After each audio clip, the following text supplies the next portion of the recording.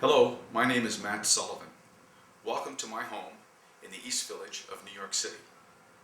I'm going to be making a couple of reads today, as I do every day, and I'd like to invite you to look in on the reed-making process. I teach at Rutgers University, Long Island University, Princeton University, New York University, and Manhattan School of Music in the Preparatory Division. Everyone needs a great reed, and if there's anything that can kind of affect your playing on a daily basis, it's your reed.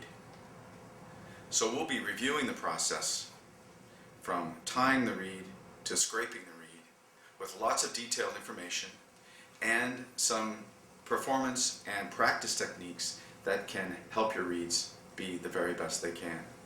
You can get more information at mattsullivanselect.com and also at obomat.com. So come on, let's get started. Come on, let's get started.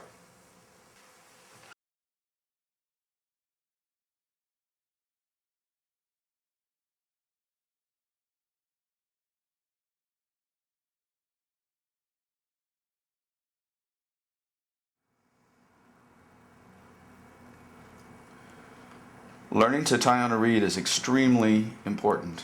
There are some rules about it, and there are some basic techniques that are very important. I'm going to teach you some of those techniques, plus I'm going to give you some things to practice, which will help make your reed tying experience a better one, more fun, and end up giving you something you can actually use to make a reed. You're going to need these 6 items. You're going to need a pencil. You're going to need a ruler that has metric markings on it. You're going to need a good mandrel and a good staple, which I will get into what quality you need later, a piece of gouged and shaped cane, and some silk thread. This weight of this thread is called double F. Tying a piece of cane to a staple, or the tube as it's often called, is a very important process in making an oboe reed. So I would like to give you some basics about how to tie the reed on correctly, and also some techniques for doing a good job. First, we're going to learn to hold the spool correctly, the spool of thread, and use the correct technique to tie the reed. First, I'm going to tie the reed to a clamp that I have here on the side of my reed desk. Hopefully you'll be able to find a place that you can make reeds that has plenty of light and has a solid place to tie your thread to. So I've put a clamp on my reed desk here. I have lots of good light and everything is very solid. The thread is very strong. This thread is the strength of double F. The first thing I'd like to do is to show you the tying technique. You're going to hold the spool in your hand firmly, gripping it all the way around. Now your hands may not be as big as mine, but you can find spools that are small and still the correct kind of thread, the FF nylon thread. We carry that at Matt Sullivan Select. So, I want you to take your mandrel if you have one, or a pencil would work, but a mandrel works best, and you're going to need a mandrel. So, I put the mandrel on the string, and with my thumb and my forefinger holding the string, I start to wrap. We're just going to wrap to the right. So I've laid the mandrel on the string, and you can see how I use my fingers to guide the string. And I keep pulling tight on the string so that it has tension on it, because we want the reed to be really tied right. So again, this is a practice. And I'm laying the strings one right next to each other. Go very slowly, always pulling away from the center, then pushing away, then down, then pulling toward myself. You want to be very neat and careful, but also you want to keep a lot of pressure on the string so that your reed, when you tie it, is tight. You can hear that how tight this is, and I keep it on it. I'm pulling with my left hand, I'm pulling with my right hand, and I'm releasing the string gradually as I do this on the spool. So practice tying like this is very important to be able to get a good, solid, well-tied reed. Okay, so there you have it. So I'm holding the spool with my hand wrapped all the way around, and I'm guiding my string with my thumb and my forefinger, pulling away from the center all the time in order to keep the pressure on the string. Okay, I'm going to do that again. And I worked fairly close to everything. There you go. I lay this on here and then begin tying to my right. If you're a lefty, I would suggest doing it with your right hand and learning to do it with your right hand so that your reeds come out the same way every time.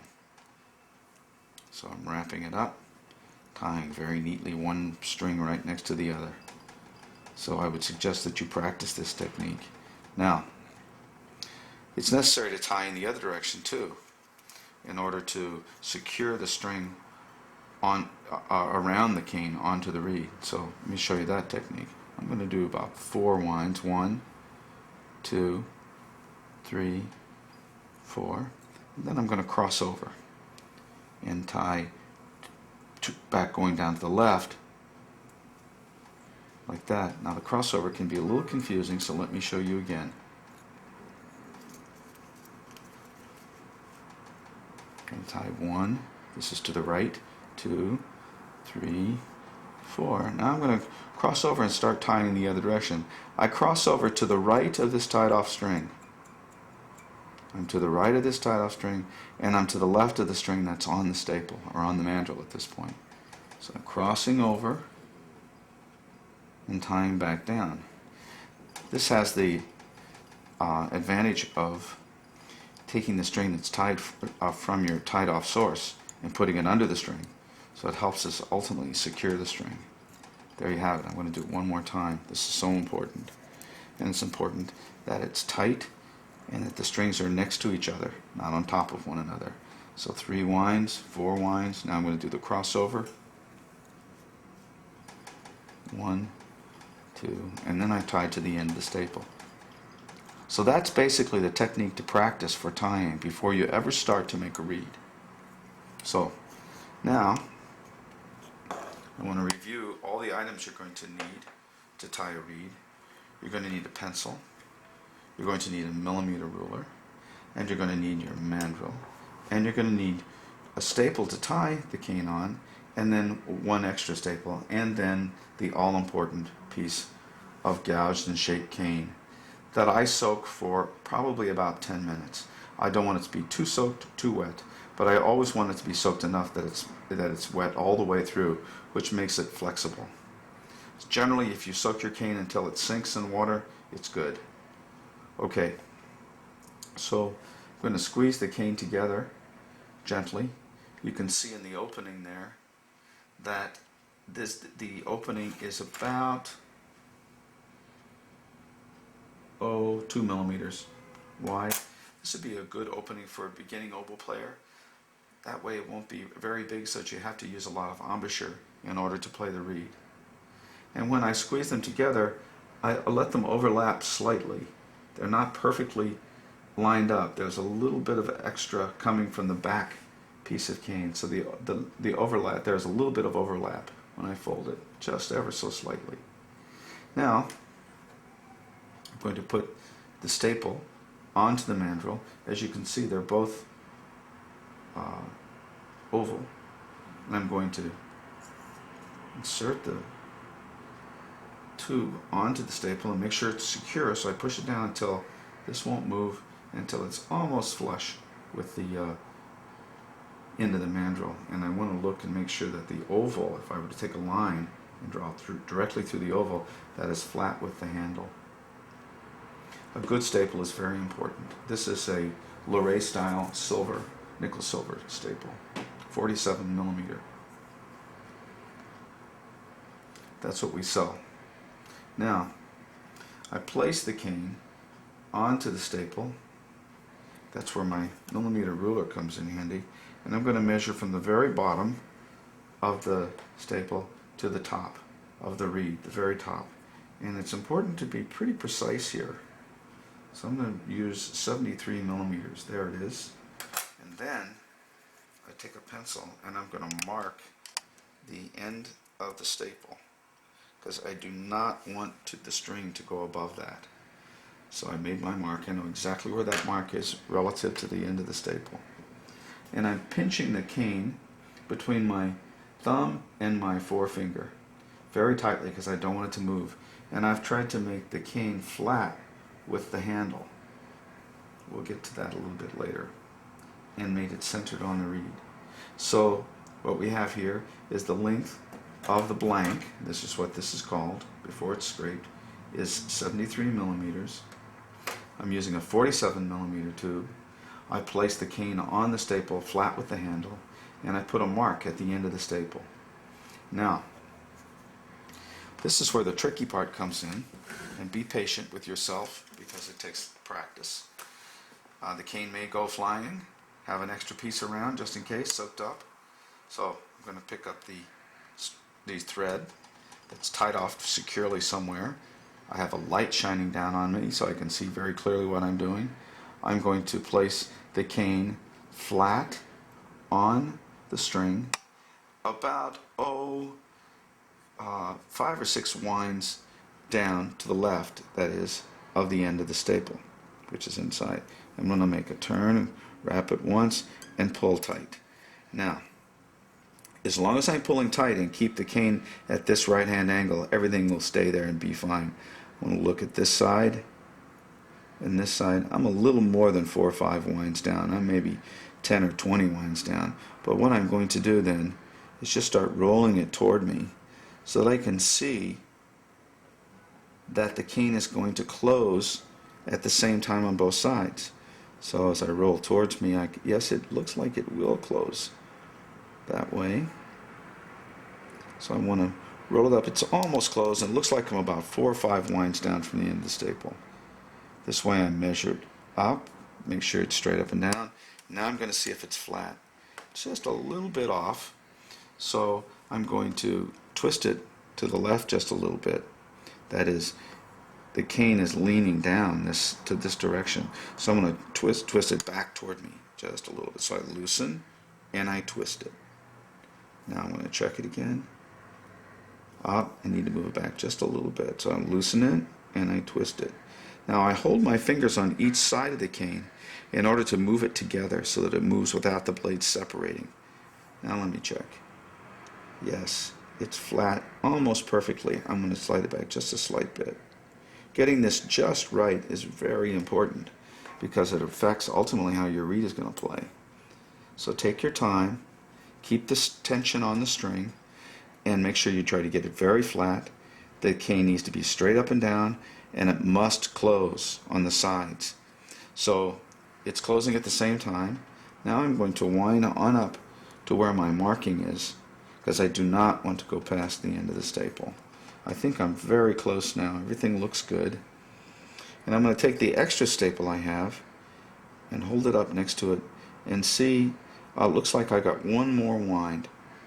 I want to be just slightly underneath the end of the staple, which is inside there. So hold this up. That looks about right, and I can lean it over and it just touches the wood, just barely. That means it's just right. So you must always account, though, for the fact that you're going to be crossing over. That may take up a little more room there, but I think we're going to be fine. Now I'm going to do the crossover wind. Now don't worry, I'm going to tie one more after this so you get to see it again. I cross with my thumb guiding. I take the string across and I stay to the right of the tied off string, but to the left of the string that's on the reed. And you can see that crossover. The string should cross over on the flat side of the reed. Let me do that again. So here we go. With a lot of tension and guided by my thumb, I lay the string on the side to the right of this string. Now this string is underneath the string that I'm tying. So I tie back down to the left, and the hardest part is actually over now. Once you get back down here, it's much easier. And the next thing we concentrate on are the knots. But while you're tying back down, keep the string tight. Yes, so Once I get off of the wood, and that is that I'm tying just on the staple itself, just on the metal, I make my knots, because I try not to tie all the way down, because I feel like the vibrations of the tube itself are important. And these are excellent staples. They're made from nickel silver, so we want some of that beautiful sound to be able to come through. So as soon as I get off onto the metal, I am ready for my knots. Now, watch this part. I'm going to hold the string between my thumb and my forefinger, and I'm going to give myself a lot of slack. This is the way I do it. There are many ways to tie the knots. This is just how I've learned to do it, and I will pass it on to you. Then, with your fingers, you make a loop, and you twist the loop, and then you place it over the cane. I'm going to make another one.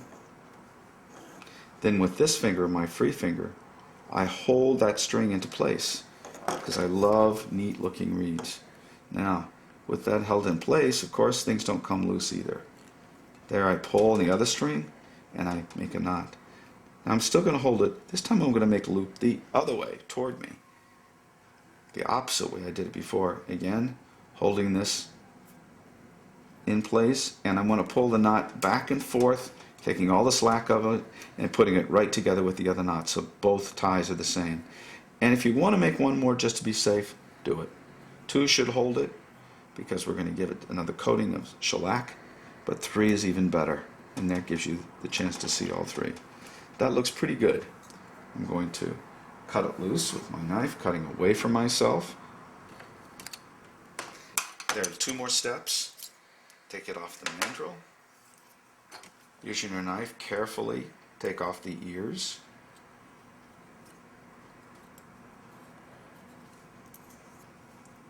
Squeeze the tip together ever so slightly, and we're going to cover it with some clear fingernail polish. I buy the cheap stuff. and I just give it a coat. It dries quickly, and it creates a real bond around the knot, so that it won't come undone. Plus, I let it go a little bit up onto the string so that it helps to prevent leaks. We don't want our reed to leak at all. So, there you have a reed tied on. Looks pretty good, and the opening is not real large, so this is good for a young player. I'm going to do one more now. Okay, so we've completed a slowly tied reed with a lot of detail about how to place the cane on the staple and how to hold the thread spool.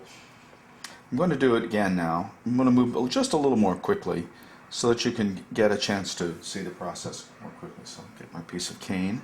It's been soaking. I'm going to squeeze it together so it's slightly overlapped. The top piece of cane is slipped to the right just ever so slightly, and I bend it there. Now I'm going to place it on the tube. I'm going to hold it in place with my thumb and forefinger, the left hand. For you lefties, I suggest continuing to do this, learn how to do it as a righty. You can. I'm going to measure 73, just slide it up just a little bit. There it is. Again, I want the flat part of the cane to be flat with my handle. You have to make sure you have a good mandrel for that.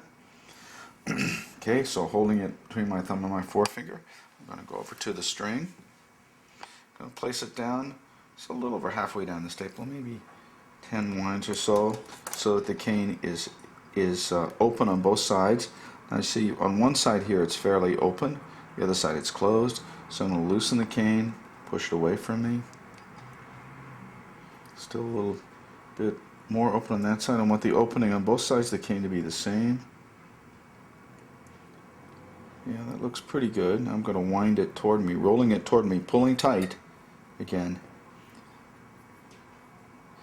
This method uses a little more string than you might if you did it another way, but it's very efficient, and it's the correct way of making sure the cane closes at the same time on both sides.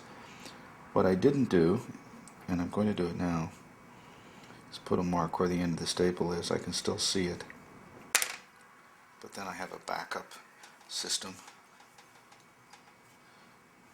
And I'm going to use my extra staple to make sure that I'm not going over. I have a lot of space left. I'm going to keep tying. I'm going to make sure that it's flat with the handle, and it is. Let's just turn it just ever so slightly. Yes, good. Straight up and down, flat with the handle. How many winds do I have left before I get to the end of the staple? Looks like about 2. Let's make 1, pull tight, and 2. If you can see, I make sure that the string is always tight. That may be a little bit over, because when I lean it, I don't touch wood. So I'm going to take it back a half a wind, and so by rolling it back and seeing if that does it. That looks good now. So the string is just under the end of the staple. Now I'm going to do the crossover. If you'll notice when I measure, go back for a second, I place the reed with against my pinky. See how I hold it? You have to wrestle with everything then. Okay. So, crossover. Push to the right a little bit, take my thumb and guide the string around, cross. And now I'm going to wind back down to the metal of the tube. Once I get off of the wood, then I'm going to make my knots. Now I'm on the staple itself. I'm going to hold the string between my thumb and my third finger and give myself a lot of extra space, a lot of loose string. I'm going to take 2 fingers, put it in back, twist, and place it over the reed. Let it fall all the way to the bottom. I'm using my first finger, my forefinger, to hold it in place. Now I pull back and forth until it's tight. Now I'm making a loop the other direction. This makes a square knot and tie. Cut away from me, cut the strings. Take the ears off. Be careful. You don't want to slice too far into the cane because we don't want it to leak. You can use a fingernail file later. File it down. It looks good. Now I'm going to give it a coating. First I'm going to squeeze together just a little bit at the very tip. And I'm going to give it a coating of fingernail polish. Clear fingernail polish. You can use anything you want though. Give it a nice coating, even some a little bit on the wood, but I make sure I get the knot real well. We do not want it to come untied. Okay. Then we have 2 reeds tied. They look pretty good. The cane is nice. The openings are not too big. They're about 2 millimeters, maybe 1.5 millimeters. There you have it.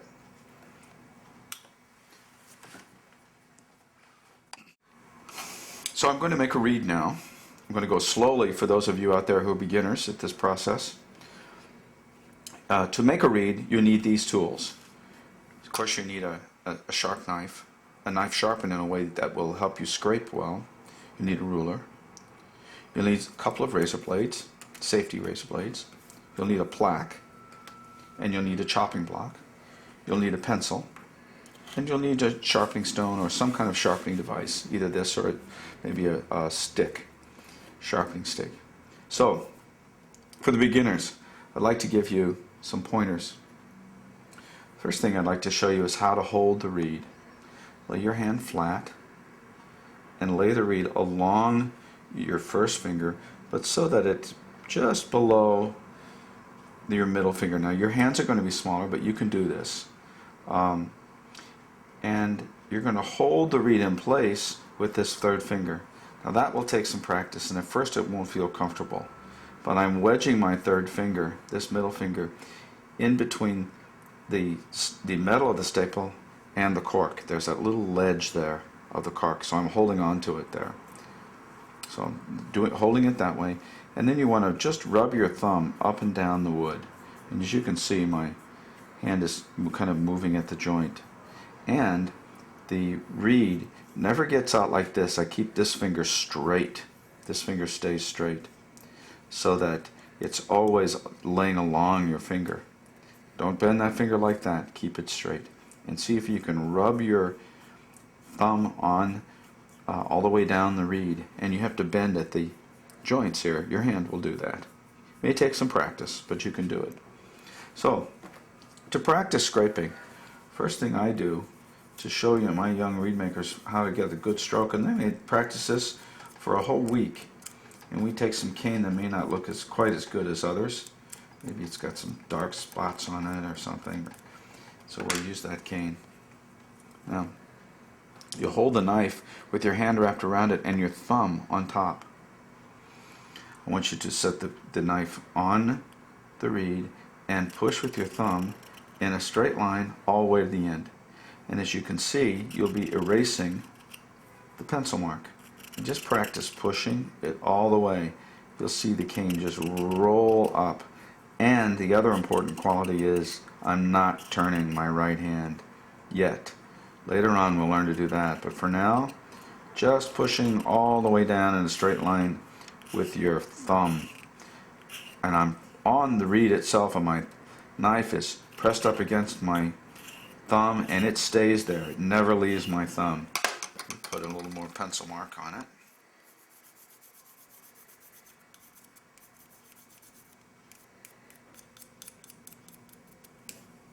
Get it nice and covered. Now, you want to push in a straight line, and I'm going to try to take all of the pencil mark off, all the way down. And I go one stroke right next to the other. And if you'll see, my knife lands on my finger. But the knife is sharpened in such a way that it's not meant to cut you. So I want you to practice this over and over and over. I'm going to turn it over, speaking of over, so that I can put some lead on the other side of this.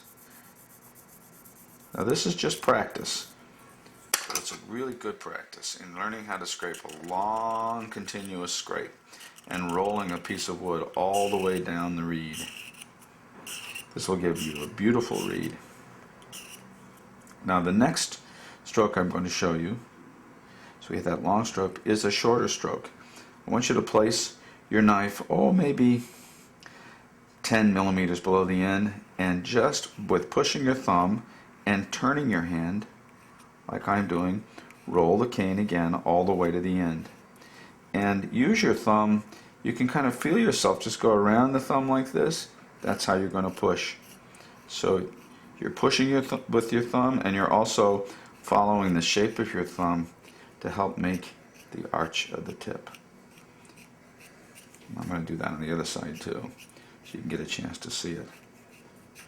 So it's really important to develop this turning scrape along with pushing, because I don't want to leave a ledge of wood out here at the end when I'm practicing my scrape.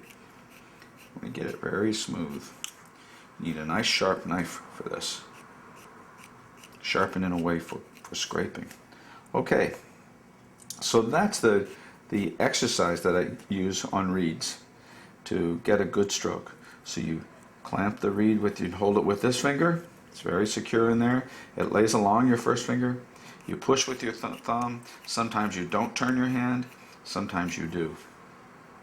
Okay, that's the reed exercise.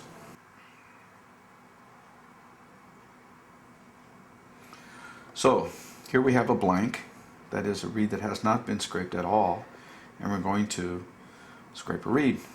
So I'm going to go very carefully and slowly with a lot of detailed information for those of you who are seeing this and learning about reed making for the first time. I'm going to first just measure out the place where I want to put the tip. The reed is divided into 3 sections: the tip, the heart, and the back. So I make an arch at 65 millimeters. The corners in this reed are at 65, and the center is about 66, maybe slightly less than that. So I've made a pencil mark where that is. Now I'm going to begin scraping.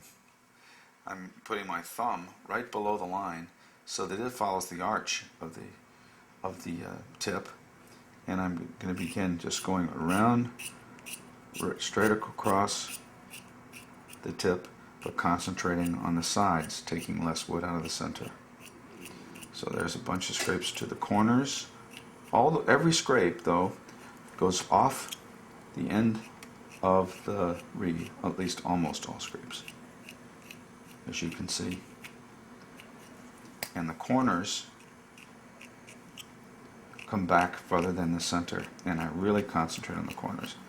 And I scrape here until I get all the bark off. So there's one side. And now I'm going to mark the corners with the pencil.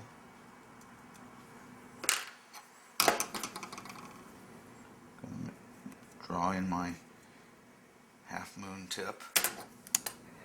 Now I'm going to scrape again. Again, I go straight across at first, taking off all the bark. Then I concentrate on the corners. Now my knife is very sharp. If you want to learn more about how to sharpen your knife, you can go to the section of the video that talks about knife sharpening. And you'll see me sharpen my knife several times during this process. So again, here I'm making an arch tip and I'm concentrating on corners. There it is. This corner needs to come back just a little bit more. This is like being a sculptor.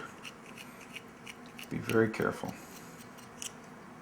And I'm using the stroke that is my thumb, left hand thumb pushing, and my right hand turning a little bit. If you're a lefty and you want to scrape lefty, that's fine. Some of my left-handed students that do scrape with their right hand. But scraping left is fine. Okay. So there we have both tips. I've turned to the side, just look and make sure they're the same length. This tip is a little bit different. I'm going to bring it back just a hair so that it matches the other one. Make sure they're the same. There they are. Next I go to the back and I'm going to scrape something called a W scrape. My teacher used to refer to it as a fan shape. Now I'm going to start about halfway up the reed, halfway up the back that is, and scrape in a W scrape. That is, you're going to see when I hold it up to the light, there's a line up the center, which I call the spine, and there's cane up the sides, which are called the rails. So we have the tip, what is going to be the heart, and the back. Then we have the dark line down the center, which is heavier cane, the spine, and we have going up the sides of the reed, the rails. So I'll scrape until I get through the bark on both sides. And here I'm pushing with my thumb, but I'm not turning my right hand. I'm just pushing the cane away from me and leaving the results looking like a W.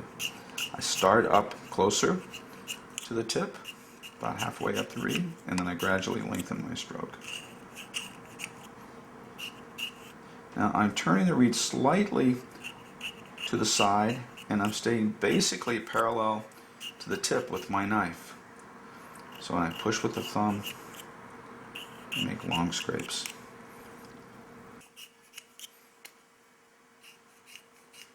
I use the tip of my knife so I can get in between the spine and the rails. Now I'm going to take it up to the light, and I want you to see what it looks like. And if you hold it upside down and against the bright light, you can kind of see the shape that's emerging. You can see the spine, you can see the rails, you can see what looks like a kind of W. You can also see my tip, which has a little more wood in the center. So now I'm going to clip the reed open. Put my chopping block here, and I have some safety edge razor blades. Be very careful with these. So when I clip the reed, I hold the reed between my fingers like this, thumb and fingers, and I'm going to use my forefinger as a kind of pointer because I'm going to lean the blade back against that finger, and I'm going to cut the reed open by rocking. Be very careful here. No fingers underneath, all fingers on top. Okay, and as soon as I cut it open, I slip the blades, and there they slipped really nicely. The bottom blade is just a hair overlapped and sticking out on the side. That looks really good. Okay, the opening is good. So now I'm going to take the plaque and insert between the blades very carefully. Incidentally, I like these oval plaques. They're not too wide. I like both the silver and the so-called blue. I put it in the plaque in the reed now once it's clipped open, and from now on the plaque stays in. I can take it out to play it, but you never scrape without the plaque in there. On rare occasions you can. So the plaque is in. Now I'm going to go back to the tip. And the first thing I do is go right out to the very tip. Now the maneuver the way I'm using the reed now is a little bit more advanced because it takes the cane off quickly, but I kind of use my thumb and I get under the cane. I'm at the very tip. Got to be careful with this because it might really kind of take too much. But for me now, I'm going to go ahead and just go right to the very tip and get rid of all that extra wood that's built up out there. Okay. Now it's gone. So I'm going to turn back over to my original side, placing my knife exactly where I want it at that 65 millimeter and marked tip. I place the knife down and I push away, all in one motion. And I'm adding a little bit of pressure as I go out to the tip, because I would like for it to be thinner out at the very tip and at the corners. Thinner there and thicker here, so that it gradually gets thin toward the tip. I also want to make sure I get way over here on the sides of the reed. The sides of the tip can be very thin. Of course, the thinner you get, the more danger there is to scraping parts of the reed off.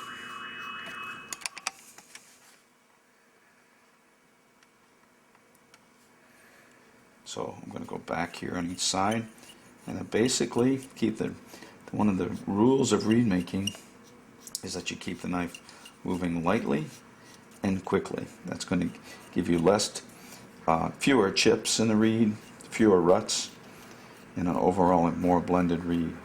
And I scrape to the tip and the corner. You can hear my knife even hitting the plaque as it approaches the very end. And I want it to feel completely smooth. When my knife slides off the end of the wood and lands on the plaque, I want it to feel smooth, like I can't tell. Now if I go straight off the reed, you hear a big click. When I go off at the corners, I want it to be completely smooth. In the center of the tip, it's okay if there's a slight click for my reed making style. And I pretty much want to finish up the tip at this stage, and then I make the rest of the reed into that finished tip. That way I avoid taking too much out of the back and other parts of the reed.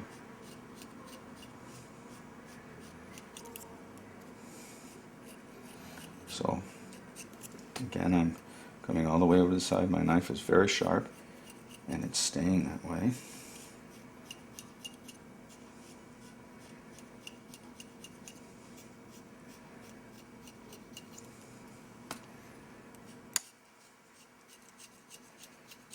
And it's becoming very smooth out there. I can almost not feel the knives fall over onto the plank.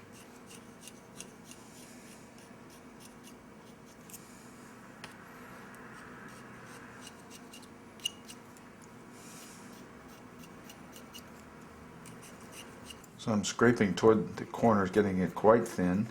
The sides of the tip can be very, very thin as possible. And in your reed making skills, to learn how to make a thin tip is going to be very important. So now that I have the tip thin, I go to the back and I scrape up to about 61 millimeters up from the bottom of the staple.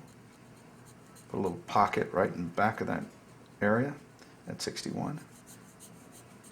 Makes it the thinnest spot in the back. Do that on both sides, of course. Looking for the shades of the cane and feeling the thicknesses as you go. We're looking now to free up the heart a little bit. We probably will have to go in and blend the heart after this. I leave the heart till the end as the kind of balancing area. Kind of take a little of the spine when I'm doing this area. Okay. Let's look at the reed. I'm going to hold a little bit away so you can see the shading.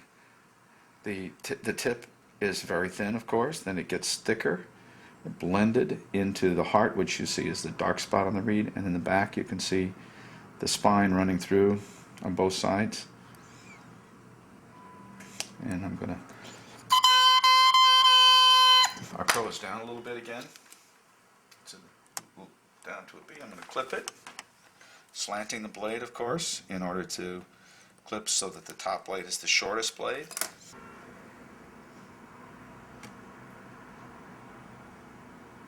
You can see a much more thin tip now. You can see through it.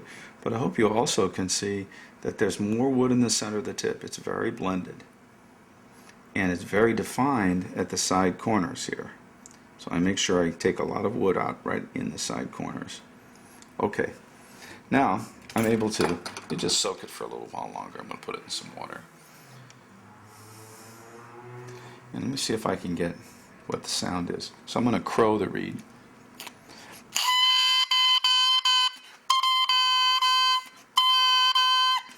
We're looking for the sound of a C.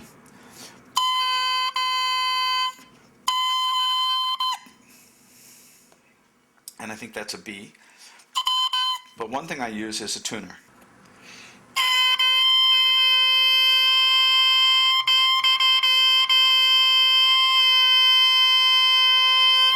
So the crow is a little bit low.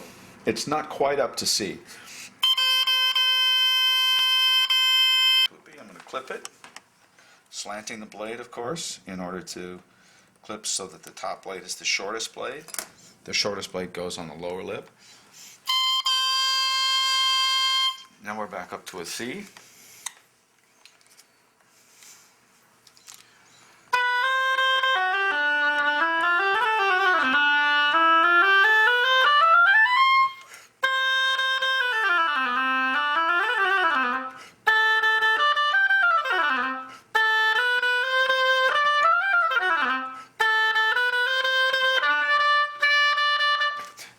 The reed is still a little bit unstable.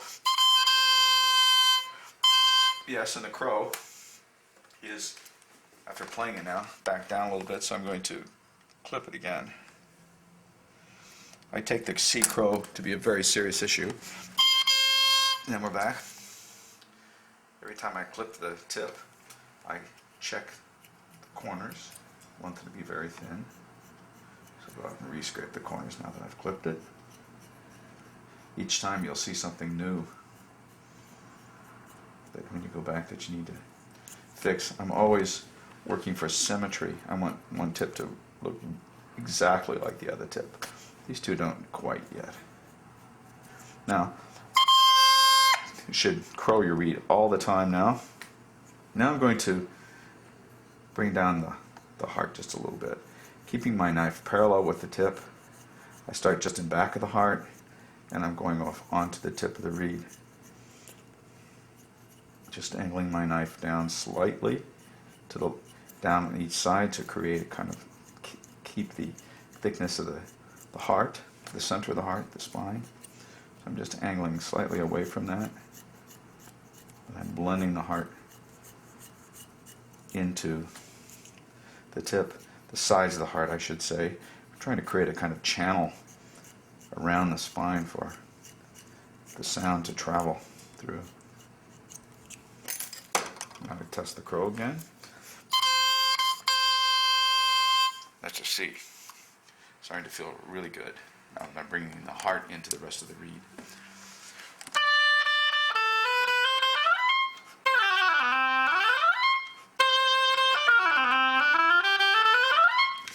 And it just needs one more little clipping, I think. And if I leave this reed soaking, there's a chance I could play it for some concert.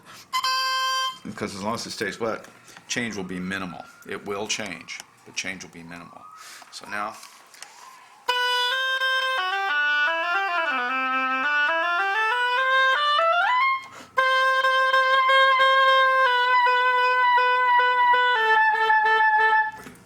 the octaves should pop out in tune. So they're a little low. It's very important not to play on a flat reed. Flat reeds cause your intonation to be off. Not only a tendency to have to hold the sound up all the time, but to be inconsistent in the scale. In fact, flat reeds can cause you to play sharp.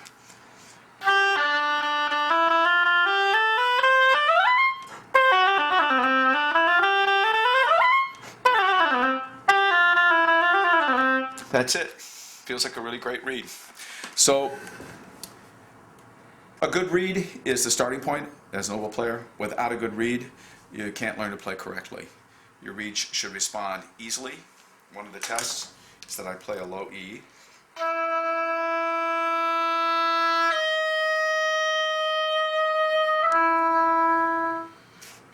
So that the low E, which is hard to make respond easily, responds easily. I slur up to a half full E flat while crescendoing, and then I diminuendo and play the low E, just as I showed you. And the other test is the octave test.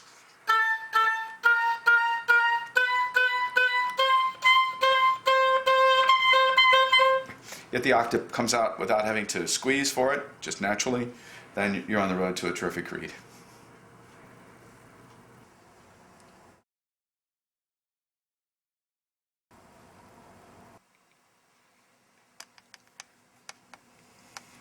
You must have a sharp knife to make a great oboe reed. So I'm going to show you some of the different ways to sharpen your knife, depending on the knife you use, as well as how to get a great edge. I always use a double hollow ground razor style knife. So what we're going to be concerned with today is how to sharpen a knife like this one, the razor style. This particular knife is a Landwell, and I like it very much. We carry them at mattsullivanselect.com. So, to start off with, we're going to first look at the India oilstone. It is the same on both sides, and this one, particular one is the very fine grain stone. It's very smooth to the touch. I keep it clean on one side with some honing oil. I'm going to show you what I do here. So all oil stones are originally soaked in oil, which is why they're oil stones, and then the oil keeps the stone clean. So I'm going to just put some oil on it and rub it to take off the excess metal.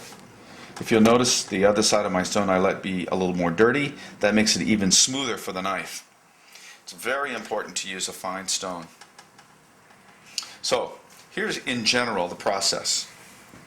I want to keep as much of the knife on the stone as possible, so I use an angle for it. So what I'm going to do now is rub lightly.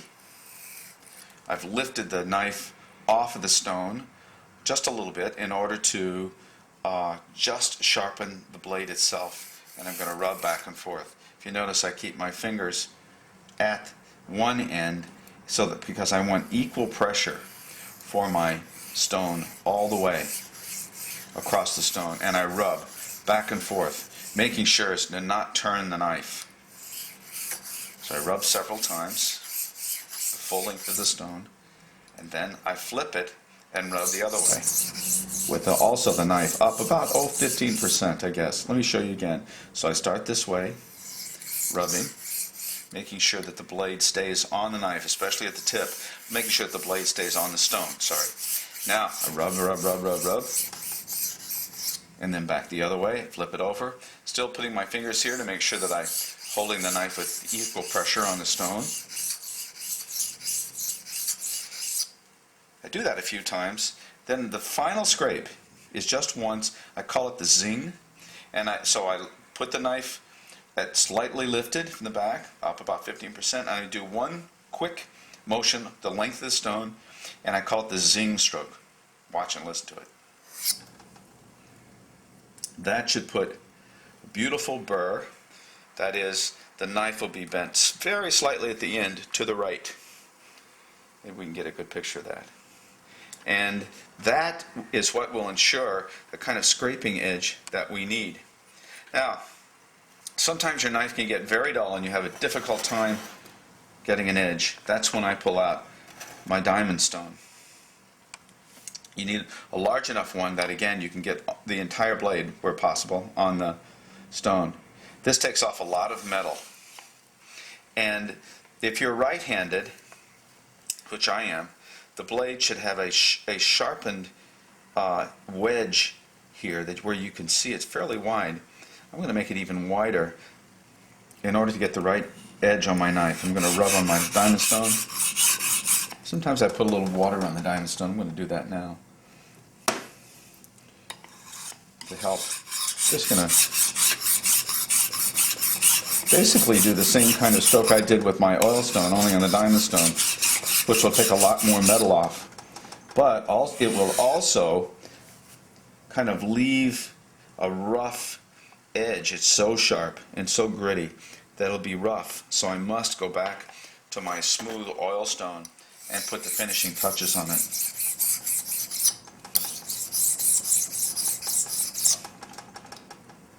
And the zing. There it is. And it's nice and sharp.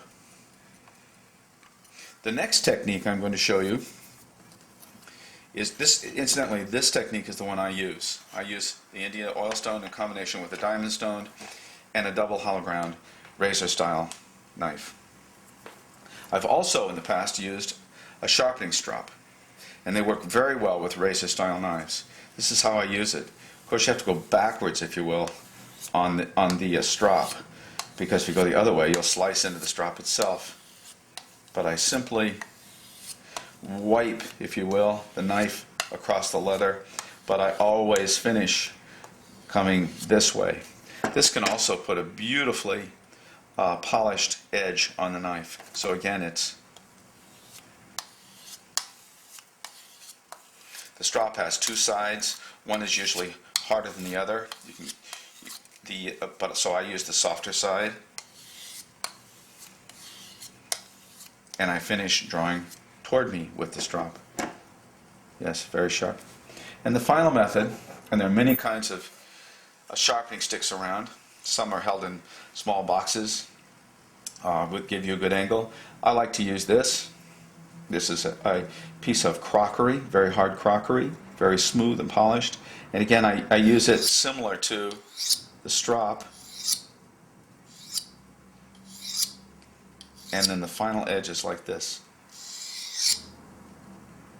So you have three methods that I use for my reach knife sharpening.